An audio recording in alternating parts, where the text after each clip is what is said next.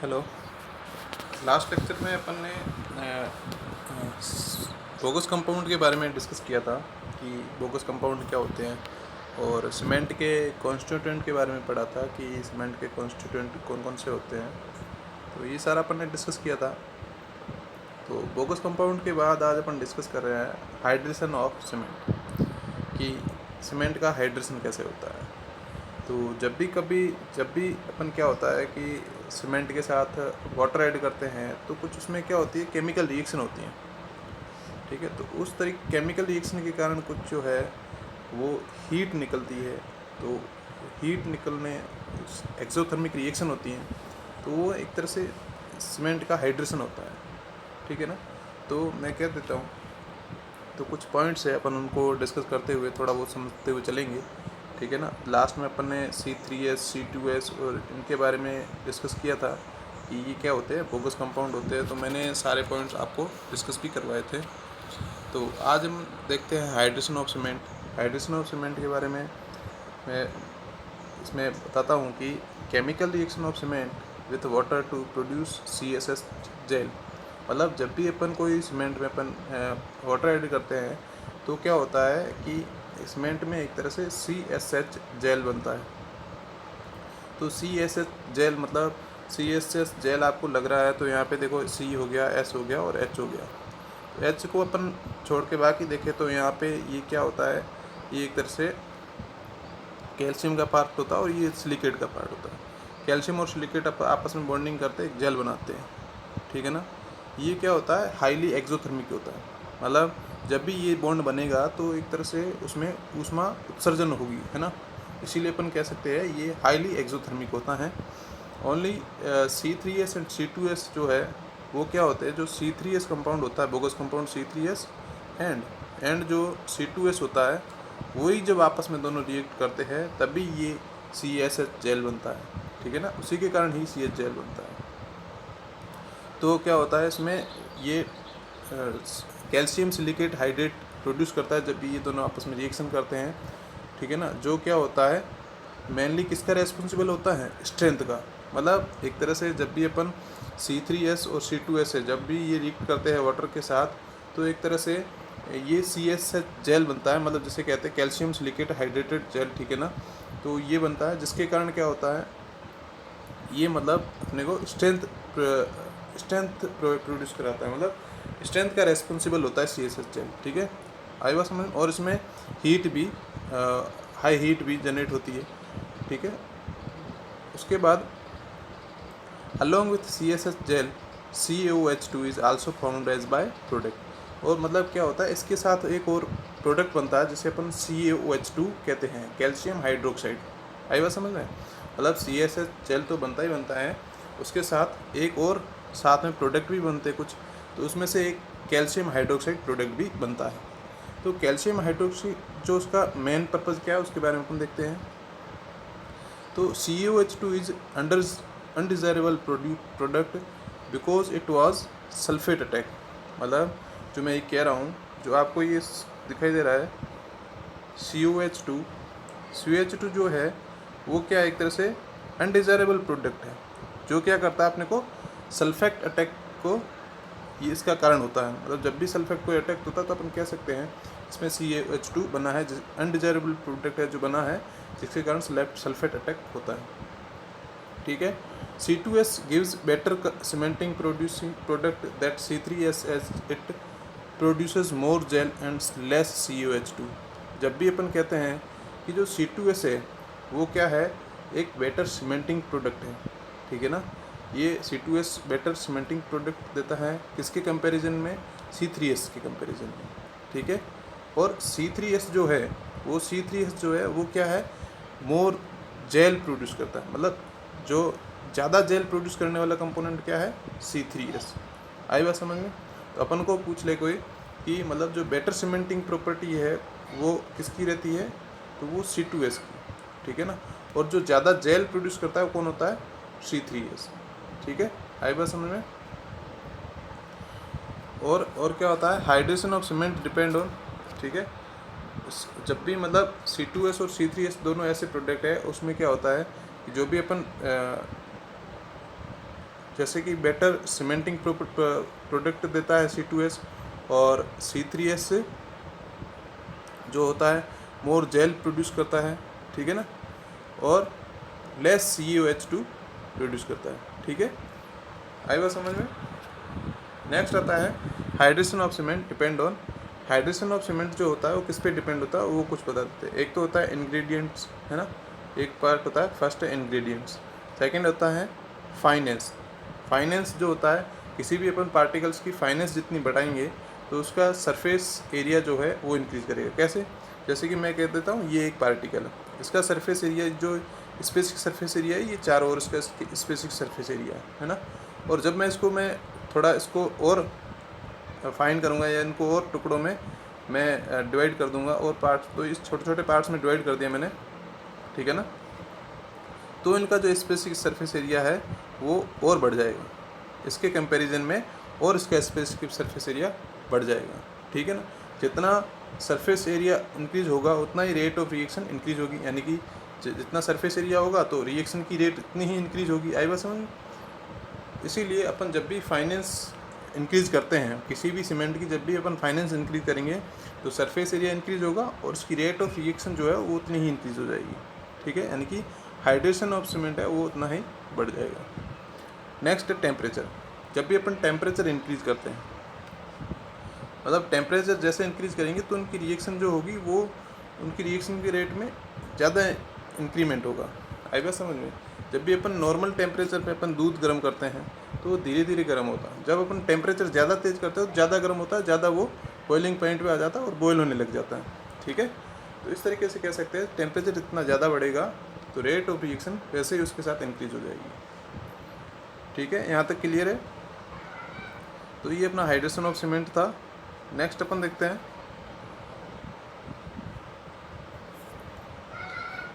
तो एक बार hydration of cement में के बारे में आप एक बार और देख लीजिए।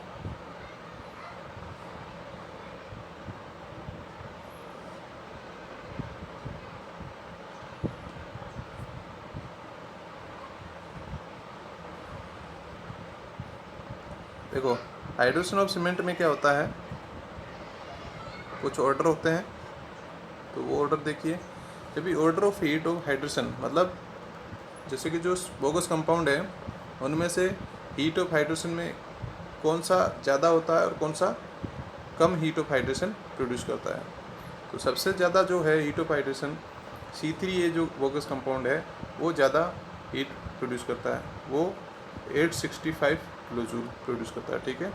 उसके कम है C3S, ठीक है, और फिर आता है C4AF और फिर आता है C2S। मतलब C2S जो ऐसा कंपाउंड है जो हाइड्रेशन ऑफ सीमेंट तो बहुत ही कम प्रोड्यूस करता है एज कंपेयरिंग टू C3S, ठीक है, क्योंकि C2S जो है वो 1 ईयर के मतलब 1 ईयर के बाद जो है वो बनना प्रारंभ हो जाता है, ठीक है ना।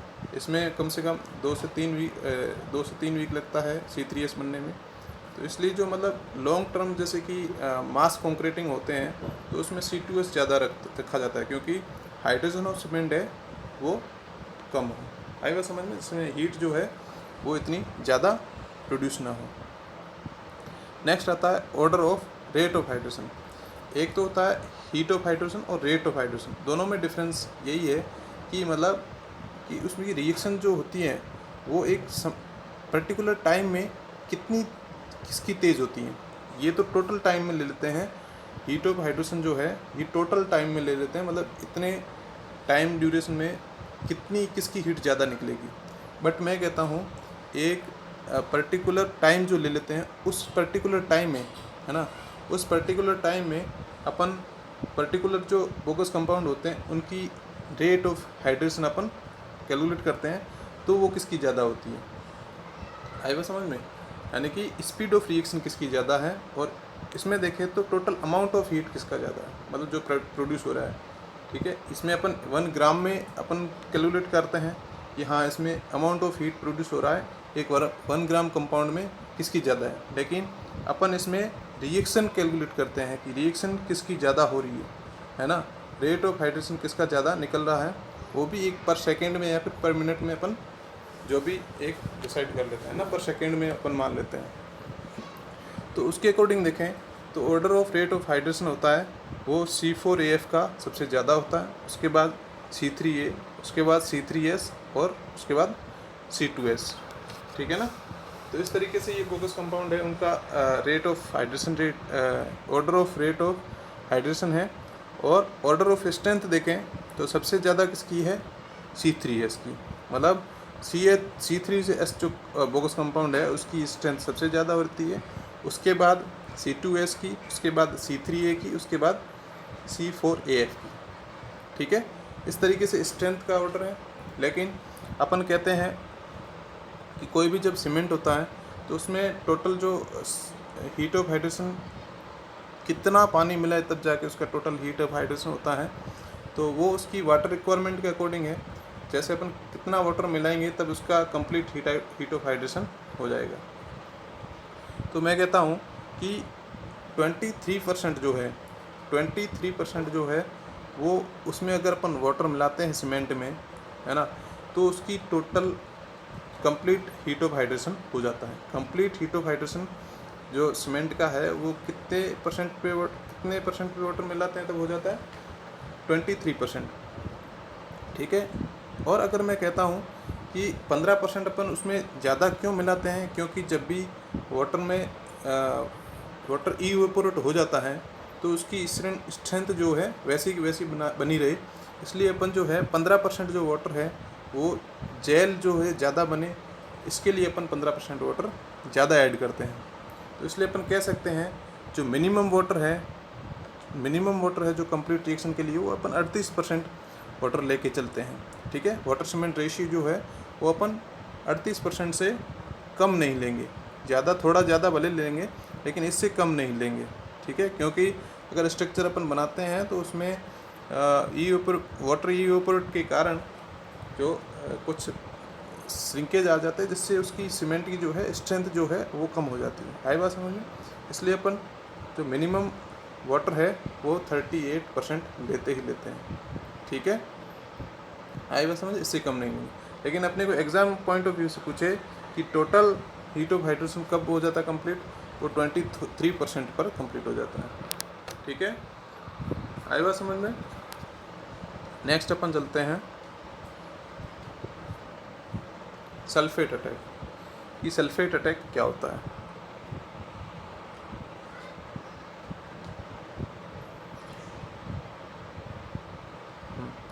अब देखिए, आपको ये स्क्रीन दिखाई दे रही होगी हिसाब से।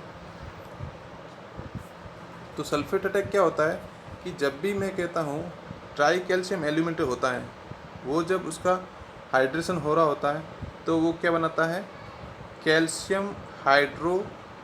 कैल्शियम एल्यूमिनो हाइड्रेट, मतलब CaH एक प्रकार का जेल बनाता है जो क्या करता है, सल्फेट के साथ रिएक्शन करता है, ठीक है। मतलब ट्राई कैल्शियम एल्यूमिनेट जो है उसका हाइड्रेशन होता है, जिसके कारण क्या होता है, एक CaH जेल बनता है।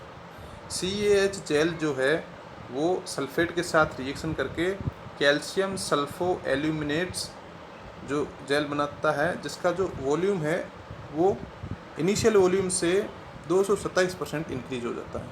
आई बात समझ में? सल्फेट अटैक का मतलब क्या होता है, जो एक बोगस कंपाउंड है C3A, एक बोगस कंपाउंड है C3A, ठीक है। जब उसका हाइड्रेशन हो रहा होता है, उस हाइड्रेशन के केस में वो क्या बनाता है, जैसे ही मैंने कहा था पिछले केस में अपन ने देखा था हाइड्रेशन ऑफ सीमेंट, उसमें CSH जेल बना रहा होता है, तो यहाँ पे एक CaH जेल बनाएगा। इसमें एक तो आ गया कैल्शियम, दूसरा आ गया एल्यूमिन, ठीक है। तो कैल्शियम एल्यूमाइन हाइड्रेट जो जेल है वो बनाता है, जिसके कारण ये जो जेल है ये किसके साथ रिएक्शन कर देता है, सल्फेट के साथ, ठीक है ना। वो किस केस में होंगे सल्फेट, या तो मैग्नीशियम या कैल्शियम सल्फेट, मैग्नीशियम सल्फेट या कैल्शियम सल्फेट जो होंगे उनके साथ सल्फेट के साथ जो है CaH जेल रिएक्शन करेगा। उस रिएक्शन के कारण जो है वो कैल्शियम सल्फो एल्यूमिनेट्स जो बन जाएगा कंपाउंड, वो क्या करता है, वो एक तरह से हाइयर वॉल्यूम का रेस्पॉन्सिबल है, यानी कि जब भी कोई सीमेंट होता है उसका 227% वॉल्यूम जो है इंक्रीज कर देता है। आई बात समझ में? जिसके कारण जो है कंक्रीट फेल हो जाती है, ठीक है। स्ट्रक्चर थोड़ा वीक हो जाता है, वीक क्या बहुत ही ज़्यादा वीक हो जाता है। तो अब मैं कह सकता हूँ, अब कुछ पॉइंट है वो देख लीजिए।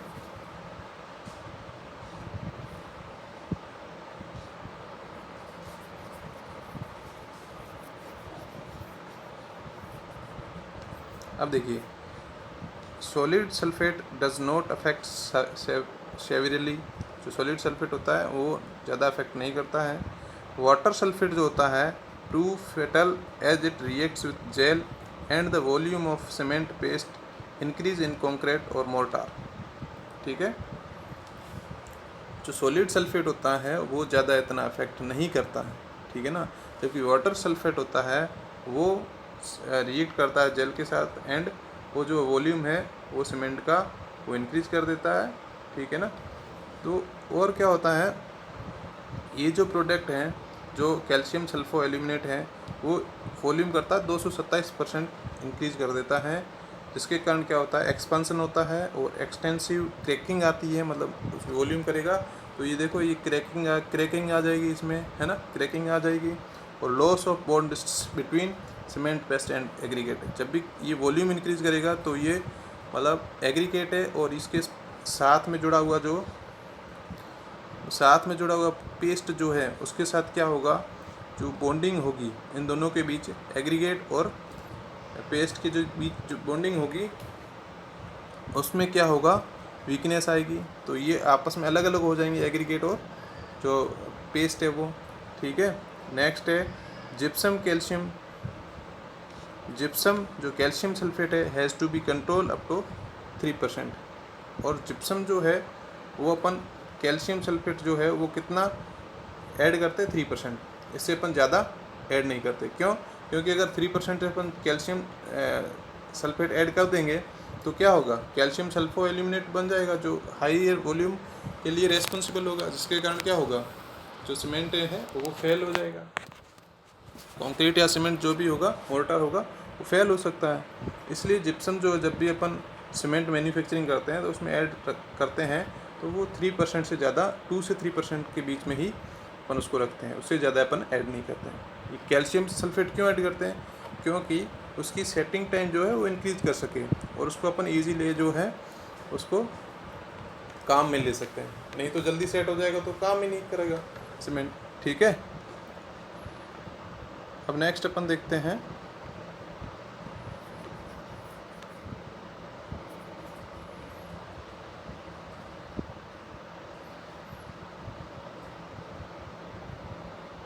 अब टेस्ट ऑन सीमेंट। मतलब कुछ टेस्ट होते हैं सीमेंट पर, वो टेस्ट कौन कौन से होते हैं वो अपन देखते हैं। सबसे पहले आता है कि test are conduct to determine property of cement and regulate various stage in manufacturing. मतलब अलग अलग जब भी अपन सीमेंट को यूज़ करते हैं तो उसके लिए अपन अलग अलग से पहले यूज़ करने से पहले अपन टेस्ट करते हैं। तो वो 2 प्रकार के टेस्ट होते हैं, एक तो फील्ड टेस्ट होता है, एक लैब टेस्ट होता है। फील्ड टेस्ट में एक तो कलर हो गया, प्रेजेंस ऑफ लम्प्स हो गया, स्ट्रेंथ हो गई, डेंसिटी हो गई, ठीक है। जब भी फील्ड में सीमेंट आएगा तो उसमें टेस्ट करने के लिए अपन क्या उसका कलर देखेंगे कि इसका यूनिफॉर्म ग्रे कलर है कि नहीं, प्रेजेंस ऑफ लम्प्स देखेंगे यानी कि सीमेंट में लम्प्स है कि नहीं। लम्प्स यानी कि ऐसे वो सीमेंट बंध जाता है आपस में, मतलब उसके बोलते हैं ना टाइट सीमेंट्स जो पार्ट आपने देखा होगा कभी बारिश के मौसम में अपन सीमेंट को बाहर रख देते हैं तो क्या होता है वो एटमॉस्फेयर से मॉइस्चर जो है एब्जॉर्ब कर लेता है सीमेंट और उसमें ऐसे थक्के से बन जाते हैं, मोटे मोटे ऐसे उसमें गिट्टी सी बन जाती है ना, आई बात समझ में। तो उसे अपन कह सकते हैं प्रेजेंस ऑफ लम्प्स, यानी कि लम्प्स नहीं होने चाहिए। और स्ट्रेंथ जो है वो सीमेंट की अपन देखते हैं और डेंसिटी देखते हैं, ठीक है। ये तो फील्ड टेस्ट हो गया। अब देखते हैं लैब टेस्टिंग। लैब टेस्टिंग में क्या क्या टेस्ट होते हैं, एक तो फिजिकल टेस्ट हो गया, दूसरा होता है केमिकल टेस्ट। फिजिकल टेस्ट में फाइनेंस टेस्ट हो गया, कंसिस्टेंसी टेस्ट हो गया और सेटिंग टाइम टेस्ट हो गया, साउंडनेस टेस्ट हो गया, स्ट्रेंथ हो गई, है ना, तो स्पेसिफिक ग्रेविटी होगी। इस तरीके से अपन अलग अलग टेस्ट जो है वो अपन एक्सप्लेन करेंगे, सबके बारे में एक एक डिटेल से देखेंगे। और केमिकल टेस्ट में लॉस ऑन इग्निशन और केमिकल कंपोजिशन, ये 2 टेस्ट भी अपन इसमें देखेंगे। ठीक है, मेन इम्पोर्टेंट टेस्ट जो है वो इनको तो अपने को याद करना ही करना है। ठीक है, ये ज़्यादा एग्ज़ाम में पूछे जाते हैं। ये नॉर्मल से कभी कभार एक दो क्वेश्चन आ जाते हैं, लेकिन इनका तो बहुत ही ये जनरली अपने को एक बार देखते ही याद हो जाएगा। ठीक है ना। तो नेक्स्ट स्लाइड देखता हूँ मैं।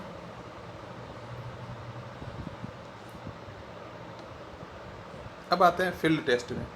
मैंने टेस्ट कितने प्रकार बताए, एक तो field test, lab testing. Field test में ये और लैब टेस्टिंग है फिजिकल और केमिकल टेस्टिंग। ठीक है ना। सबसे पहले अपन देखते हैं फील्ड टेस्टिंग। फील्ड टेस्टिंग में सबसे पहले सीमेंट का कलर देखते हैं कि वो ग्रीनिश कलर का होना चाहिए, ग्रीनिश ग्रे कलर का होना चाहिए, यूनिफॉर्म कलर होना चाहिए उसका। If rubbed between finger it should feel smooth not or rough. मतलब जब भी अपन 2 अंगुलियों के बीच उस सीमेंट को लेंगे और उनको थोड़ा सा ऐसे रब करेंगे तो अपने को वो स्मूथ हो रहा है या नहीं हो रहा है। ठीक है ना। तो उसके बारे में अपन देखेंगे। और क्या करेंगे, if hand is inserted in bank on cement it should feel cool and not warm. यानी कि अपने को हमेशा जब भी अपन सीमेंट के अंदर बैग के अंदर हाथ डालेंगे तब उस अपने के हाथ में जो फीलिंग जो है वो कूल होनी चाहिए, वार्म नहीं होनी चाहिए। अगर वार्म होती है तो अपन उसको रिजेक्ट कर देंगे, ये सीमेंट अपन यूज़ में नहीं लेंगे।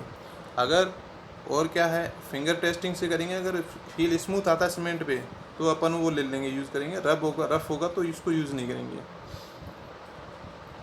थर्ड पॉइंट है, fourth point, if thrown in a bucket of water it should sink and not float on water. मतलब जब भी अपन एक बकेट लेंगे, बाल्टी लेंगे, उसमें पानी भर लेंगे, उसमें क्या करेंगे, सीमेंट उसमें पानी भर लेंगे और सीमेंट की जो थोड़ा सा पार्ट है उसमें एक मुट्ठी भर सीमेंट ले लेंगे और पानी बकेट में डालेंगे। तो जब भी थोड़ी देर में देखेंगे तो सीमेंट जो है वो सिंक करना चाहिए। ठीक है ना। थोड़ी देर तो हल्का हल्का सा ऊपर फ्लोट करेगा, थोड़ी देर बाद समय उस सिंक करना ज़रूरी है। अगर उसके बाद भी अगर उस समय के पर्टिकुलर समय के बाद सिंक नहीं करता है और वो फ्लोट करता है तब अपन उस सीमेंट बैग को यूज़ नहीं करेंगे। ठीक है। नेक्स्ट पॉइंट आता है, a thin paste of cement should feel stickily between finger. मतलब कि अपने को ये कह रहा है कि जब भी कोई थिन पेस्ट होता है सीमेंट का, है ना, तो उसको क्या करेंगे, फिंगर्स के बीच अपन 2 फिंगर के बीच अपन उस पेस्ट को लेंगे और उसको ऐसे लगाएंगे, चिपचिपा महसूस होना चाहिए। ठीक है ना। ऐसे नहीं कि अपन उस चिपचिपा बिल्कुल ही महसूस हो ही नहीं रहा, यानी कि बॉन्डिंग तभी बनेगी तब थोड़ा बहुत उसमें स्टिक होगा उसमें से, है ना, चिपकेगा 2 उंगलियों के बीच में। तो इसलिए अपन ये एक टेस्ट करते हैं। नेक्स्ट है, it should be free from lumps. यानी कि उस सीमेंट में जो है लम्प्स नहीं होने चाहिए। यानी कि जब भी कोई सीमेंट होगा तो उसमें ऐसे वाटर एब्जॉर्ब करने के कारण उसमें लम्प्स नहीं जमे हुए होने चाहिए। आई बात समझ में। और अपन क्या करते हैं, एक ब्रिकेट लेते हैं, उस ब्रिकेट में 1/6 सीमेंट का जो सीमेंट सैंड है वो मोर्टार लेते हैं। ठीक है ना। अगर वो उसको क्या करते हैं, उसको वो जो सीमेंट उसकी ब्रिकेट बनाते हैं जो 75x25x12 mm, ठीक है ना, उसके सीमेंट जो मोर्टार होगा, मतलब 1 जो अपन बोलते हैं 1 पार्ट जो है वो सीमेंट ले लेंगे और 6 पार्ट जो है अपन सैंड के ले लेंगे। अब इनको ऐड करेंगे, इनका मोर्टार बनाएंगे, फिर अपन ब्रिकेट बनाएंगे। कितना, 75x25x12 mm का। 75 ऐसे, 25 mm ऐसे और 12 क्या हो जाएगी, ऐसे हाइट हो जाएगी इसकी। ठीक है ना। इस तरीके से एक ब्रिकेट ले लेंगे। उस ब्रिकेट को अपन क्या करेंगे, 3 डे क्या रख लेंगे, वाटर में रख लेंगे। फिर उसको अपन क्या करेंगे, उसको ब्रेक करने की कोशिश करेंगे। वो इजीली ब्रेक नहीं होना चाहिए। अगर इजीली ब्रेक हो जाता है तो वो सीमेंट काम का नहीं है। अगर इजीली ब्रेक नहीं होता, उसमें बहुत ज़्यादा फोर्स लगाना पड़ता है, तो अपन वो सीमेंट काम में ले लेंगे। ठीक है। इस तरीके से अपन फील्ड टेस्टिंग के अकॉर्डिंग सीमेंट की स्ट्रेंथ देखते हैं। आई बात समझ में। ठीक है ना। अगर आपको नहीं समझ में आया तो आप इस वीडियो को रिपीट करके देखिएगा, आपको समझ में आ जाएगा। ठीक है, अगर नहीं फिर भी नहीं आता तो मेरे को कांटेक्ट कर सकते हो आप, मेरे को पूछ लेना, मैं समझा दूंगा। अब आता है फिजिकल टेस्ट। फिजिकल टेस्ट था और केमिकल टेस्ट था। फिजिकल टेस्ट में मैंने अलग अलग टेस्ट के नाम बताए थे, उसमें से सबसे पहले है फाइननेस टेस्ट। ठीक है, फाइननेस टेस्ट के बारे में अपन देखेंगे। फाइननेस टेस्ट में सबसे पहला है सीव टेस्ट। ठीक है, उसके बाद आता है परमेबिलिटी एपरेटस, और तीसरा आता है वैगनर टर्बिडोमीटर। ठीक है, वैगनर टर्बिडोमीटर। अब सीव टेस्ट में क्या होता है, अपन एक 100 ग्राम का सीमेंट सैंपल लेते हैं, 100 ग्राम का सीमेंट सैंपल लेते हैं।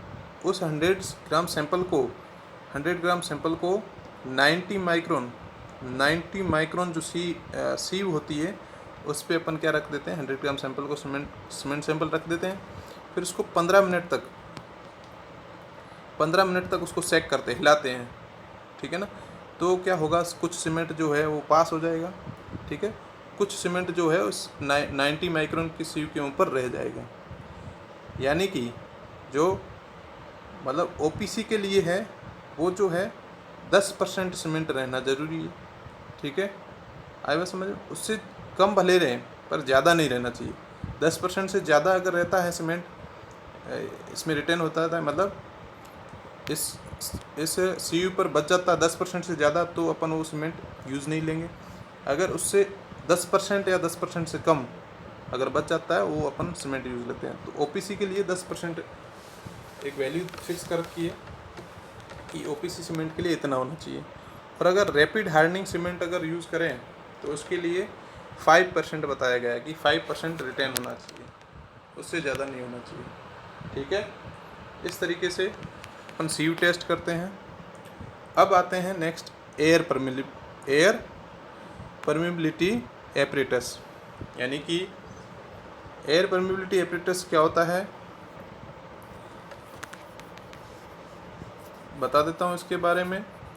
तो इस एपरेटस का नाम होता है नर्स ब्लेन एपरेटस। ठीक है ना, इसमें जो हीट लॉस होता है उसके अकॉर्डिंग अपन इसका फाइनेंस पता करते हैं। कैसे, जब भी मान लो मेरे पास ये एक तरह से मैंने इसमें क्या है सीमेंट भर लिया है ना, अब मैं नीचे से क्या है एयर पास करवाऊँगा, यहाँ से एयर पास करवाऊँगा, एयर का पाइप लगा दूंगा और सामने से एयर का पाइप है, तो इसमें से बीच में मैंने सीमेंट का सैंपल ले लिया। अब जैसे ही एयर यहाँ से पास होगी तो यहाँ का जो हीट होगा एयर का और यहाँ का हीट जो होगा उस हीट के डिफरेंस के अकॉर्डिंग अपने को पता चलेगा, जो हीट लॉस होगा एयर का उसके अकॉर्डिंग अपने को पता चलेगा इसकी फाइनेस कितनी है। उसके अकॉर्डिंग उस अपने को पार्टिकल का स्पेसिफिक सरफेस एरिया पता चल जाएगा। तो इसी के अकॉर्डिंग यहाँ से अपन ये सीमेंट के पार्टिकल होंगे, यहाँ से एयर पास होगी, जिससे अपने को पता चल जाएगा। ठीक है, आई बात समझ में।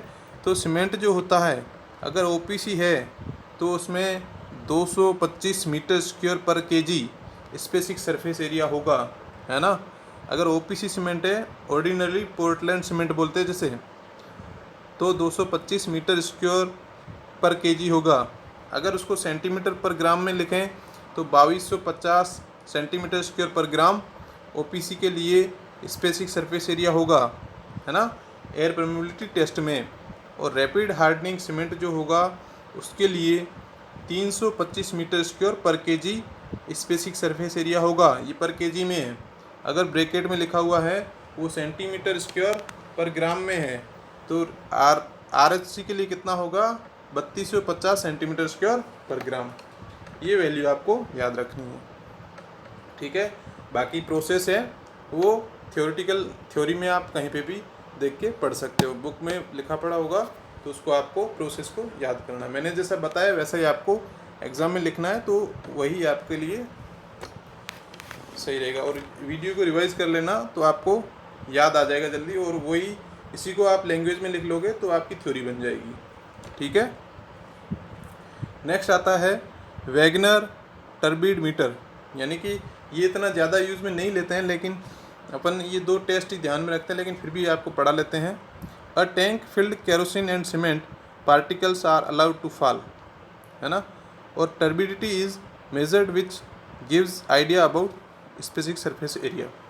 यानी कि अपन एक टैंक में सीमेंट पार्टिकल्स को फिल कर देते हैं और फिर उसमें केरोसिन एंड सीमेंट जो है उसके पार्टिकल डाल देते हैं, ठीक है। और फिर उसको मतलब एक टैंक लेते हो, उसमें एक टैंक लिया अपन ने, देखिए एक टैंक है मेरे पास, उस टैंक में मैं क्या करता हूँ, केरोसिन भर देता हूँ उसमें पूरा। उसमें क्या है, मैं सीमेंट के उसमें जो मैं है सीमेंट जो है सीमेंट का सैंपल इसमें डाल देता हूँ, ठीक है ना। तो जिससे क्या होगा, पार्टिकल यहाँ पे आ जाएंगे। अब मैं क्या करता हूँ, मैं एक टर्बिडिटी जैसे फाइंड नहीं करते हैं, उसके अकॉर्डिंग अपन क्या कर देते हैं, यहाँ पे लाइट स्केट करवा देते हैं, लाइट लगवा देते हैं। कितनी लाइट पास होती है और कितनी एड्जॉर्ब हो जाती हैं इन पार्टिकल से, स्केटर हो जाके उधर उधर चली जाती हैं, और कितनी डायरेक्टली सीधी सीधी पास हो जाती है, उसके अकॉर्डिंग अपन क्या करते हैं, specific surface area find out कर देते हैं, जिससे अपन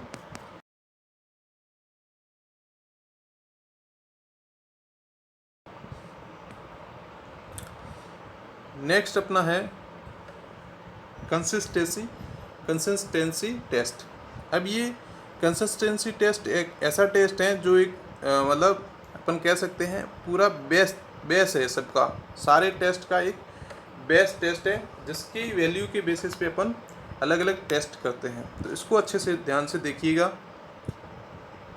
ये फिजिकल टेस्ट का नंबर 2 टेस्ट है।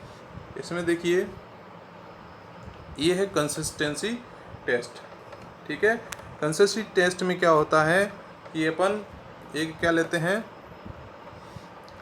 एक सैंपल लेते हैं, ठीक है। उस सैंपल को जो है उस सैंपल को इस मोल्ड में डाल देते हैं। उस मोल्ड में डालने के बाद अपन क्या करते हैं, एक प्लंजर होता है, ये प्लंजर है मेरा, ठीक है। ये प्लंजर सामने से दिख रहा है, और इस प्लंजर को अपन धीरे से छोड़ते हैं और फिर स्केल से देखते हैं अपन, ठीक है ना। और स्केल से जब देखेंगे तब अपने को ऊपर से तो 33 टू 35 तक जो है mm तक ऊपर से इसकी इतना डीप जाना चाहिए, ये नीडल जो है इतनी डीप जानी चाहिए। और नीचे से जो बॉटम से है वो अपन देखते हैं 5 to 7 जो है वो इसकी रिमेनिंग डिस्टेंस बचनी चाहिए। मतलब जो नीडल जो है टोटल ये ग्लास प्लेट पे न टच करे, 3 to 7 mm जो है ऊपर रहे, और जो डीप कितनी जानी चाहिए, 33 to 35 mm मोल्ड में डीप जानी चाहिए। तो अपन कह सकते हैं उसके अकॉर्डिंग अपन सीमेंट में कितना वाटर मिलाते हैं, वही परसेंटेज कंसिस्टेंसी कहलाती है। आपको समझ में नहीं आया, मैं एक बार वापस से समझा देता हूँ, ठीक है। एक बार देख लीजिए। ये टेस्ट जो है, ये टेस्ट क्या बताता है अपने को, मेनली ये आप सुन लो। ये टेस्ट ये बताता है कि अपने पास जो अपन सैंपल में वाटर कितना ऐड कर रहे हैं उसकी क्वांटिटी बताते हैं। ये टेस्ट जो है वाटर में, सीमेंट में अपन कितना वाटर ऐड कर रहे हैं, जो इजीली सीमेंट जो है पेस्ट मोर्टार बन जाए या कंक्रीट बन जाए, उसमें कितना पानी ऐड कर रहे हैं वो अपने को बताता है, ठीक है। अब नॉर्मल कंसिस्टेंसी जो है उसको अपन मान लेते हैं P, ठीक है। ये P क्या है, ये is that percentage of water require viscosity will be such that Vicat's plunger penetrate up to a point 5 to 7 mm from bottom of the mould, है ना। ये कह रहा है कि मेरे पास जो है ये मोल्ड है, कौन सा, ये आपको दिख रहा है, ये वाला, ये डायग्राम में आपको शो हो रहा होगा। जो ये मोल्ड है, ये वाला, इस मोल्ड में ये 40 mm है। ये जो हाइट है इसकी ये कितनी है, 40 mm, और ये विड्थ जो है ये कितनी है, 80 mm। तो 80x40 mm का मोल्ड होता है, ठीक है। और इसमें क्या करते हैं अपन क्या करते हैं, ये जो नीडल है, इस नीडल को अपन क्या करते हैं, धीरे से छोड़ते हैं। इसका जो एरिया होता है इस नीडल का वो 1 mm स्क्वायर होता है, यानी कि जो नीडल होगी ये 1 mm स्क्वायर की होगी। अब इस नीडल को मैं इसको छोड़ दूंगा तो क्या करेगा, इसमें जो मोल्ड में अपना मोर्टार फिल होगा, है ना, जो मोर्टार फिल होगा, उस मोर्टार फिल में ये धीरे धीरे पेनिट्रेट करेगी, अंदर जाएगी। जब अंदर जाएगी तो इतनी अंदर जानी चाहिए कि जो है ऊपर से तो क्या हो 33 से 35 mm तक हो, ठीक है। ऊपर से कितनी होनी चाहिए, 33 से 35 mm, है ना। और नीचे जो बॉटम खाली जगह रहनी चाहिए, कितनी रहनी चाहिए,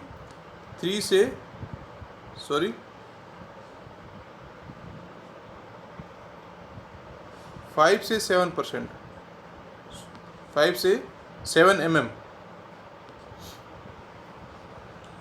ये जो मोल्ड होगा, मोल्ड में है ये कोई नीडल पेनिट्रेट कर रही है, तो नीडल पेनिट्रेट कितनी करनी चाहिए, ऊपर से तो 33 से 35 mm, नीचे जो है ये फ्रॉम बॉटम से यहाँ तक आनी चाहिए, कहाँ तक, 3 to 7 mm, यानी कि या फिर 7 to 3 mm कह सकते हैं, या 7 to 5 mm कह देते हैं, ठीक है, 7 to 5 mm इतनी रहनी चाहिए, ठीक है। समझ में आया क्या, मतलब ये जो मोल्ड होता है ये कितना होता है, 40 mm का मोल्ड कितना होता है, 40 mm का। जो मैं नीडल पेनिट्रेट कराता हूँ वो 33 से 35 mm तक होनी चाहिए।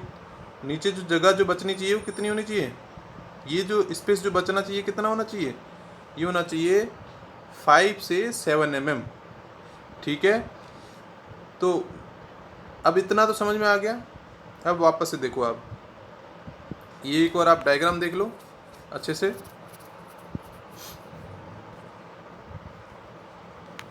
डायग्राम देख लिया, देखो ये नीडल है ऊपर वाली, ये वाली, ठीक है, और ये मोल्ड है, और ये फ्रेम बनी हुई है इसकी, और ये 1 mm स्क्वायर की नीडल है, आई बात समझ में।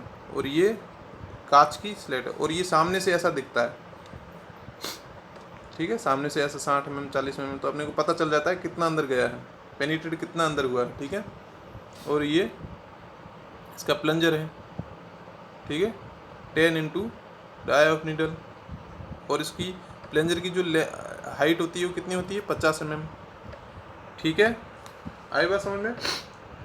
अब देखिए पीछे चलते हैं, तो इसमें कह रहा है कि जब भी नॉर्मल कंसिस्टेंसी होती है पी, ये क्या होता है, ये परसेंटेज ऑफ वाटर होता है, ये क्या होता है, एक परसेंटेज ऑफ वाटर होता है, जो इतना चाहिए कि अगर अपन उस परसेंटेज ऑफ वाटर को सीमेंट पेस्ट में अपन ऐड कर देते हैं, तो जो वीकेट प्लंजर की नीडल है, वीकेट प्लंजर की जो नीडल है वो इतनी पेनिट्रेट करनी चाहिए कि नीचे से वो 5 to 7 mm जगह रखे, और ऊपर से जो है 33 से 35 mm तक वो पेनिट्रेट कर जाए। इतना जो पानी जो होगा, क्वांटिटी जो पानी की होगी, वही मेरी क्या है, नॉर्मल कंसिस्टेंसी है, ठीक है। तो आपको समझ में आ गया होगा। It is useful in performing other test, ये अदर टेस्ट में भी अपन यूज़ करते हैं। आई बात समझ में। तो मैं एक बार और इसको रिपीट कर लेता हूँ कि कंसिस्टेंसी टेस्ट जो है, ये अपन जब भी कोई सीमेंट जो पेस्ट होता है उसमें एक स्टैंडर्ड पानी की जो क्वांटिटी है वो कितने % मिलाई जाए, उसके लिए अपन फाइंड करते हैं। तो जो नॉर्मल कंसिस्टेंसी है, जो ये नॉर्मल कंसिस्टेंसी क्या होती है, ये एक तरह से वाटर की क्वांटिटी होती है, यानी कि कह सकते हैं परसेंटेज ऑफ वाटर। तो जितना परसेंटेज ऑफ वाटर अपन किसी सीमेंट सैंपल में मिलाते हैं तो जो विकेट प्लंजर की नीडल है वो ऊपर से तो टॉप से 33 to 35 पेनिट्रेट होनी चाहिए और या 5 to 7 mm बॉटम से गैप रहना चाहिए उस नीडल का, वो पूरी टच ना करे। तो वो पानी जो होगा, वो परसेंटेज वाटर होगा, उसको अपन नॉर्मल कंसिस्टेंसी कहते हैं। ठीक है, यहाँ तक क्लियर है? आई बात समझ में? तो ये इसकी डायग्राम है, देख लीजिए। ठीक है, तो अब देख लेते हैं अपन इसमें कुछ जो कंसिस्टेंसी टेस्ट है उसके लिए जो है 10 mm स्क्वायर प्लंजर रहता है और इनिशियल सेटिंग टाइम के लिए जो प्लंजर है वो 1 mm स्क्वायर नीडल रहती है उसमें। फाइनल सेटिंग के लिए 5 mm डाया का एनुलर कॉलर जो डाया ये प्लंजर है वो रहता है। ठीक है, आई बात समझ में? तो अलग अलग टेस्ट के लिए अपन जो प्लंजर का डाया है वो चेंज कर देते हैं। तो कंसिस्टेंसी टेस्ट के लिए 10 mm स्क्वायर और इनिशियल सेटिंग टाइम के लिए 1 mm स्क्वायर नीडल और फाइनल सेटिंग के लिए 5 mm dia annular collar plunger लेते हैं। ठीक है, आई बात समझ में? इस तरीके से। तो आज के लिए इस लेक्चर में अपन इतना ही करेंगे और बाकी जो टॉपिक है नेक्स्ट टेस्ट जो है वो अपन नेक्स्ट लेक्चर में करेंगे। Thank you.